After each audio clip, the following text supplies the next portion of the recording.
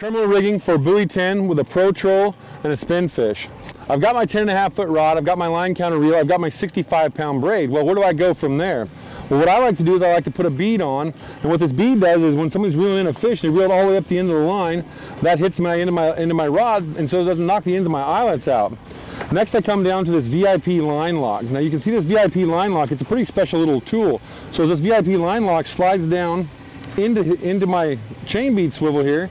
It holds it, and so as my gear's rotating with all the spinning gear behind it, it doesn't allow my braid to twist up behind it. I've got a 16-ounce lead on, but you can run anything from an 8 to a 20, whatever's sufficient for you. Now behind that you see I have a chain bead to a dual lock. Then I have a 24-inch cold water strong finesse bumper. The bumper length is imperative. My two #1 bumper lengths are 18 and 24 inches. You can use a 50-pound mono in between here. I like these 110-pound finesse bumpers. They work great. Simply just snap it on to your weight slider and snap it on to the top of the ProTroll. Now you see I've got an 11-inch ProTroll E-chip here. This flasher, what it does is it goes to the water and it rotates, so it adds action to your bait. Okay, it's imperative you have the fin on here, the Pro chips with the ticket down here.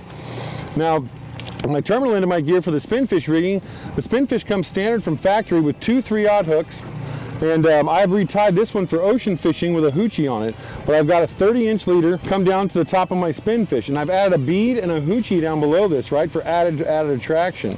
So it's simple rigging. You're going to go with, you have a bead, you have your weight slider, then you have a bead chain. Okay, then you go to your 24-inch bumper, down to your ProTroll Pro Chip 11-inch flasher, to your Spinfish. I like my leader lengths on my Spinfish from the top of my Spinfish to my ProTroll in between 28 and 32 inches. That seems to be the best. So hopefully these tips will help you put more fish in your box.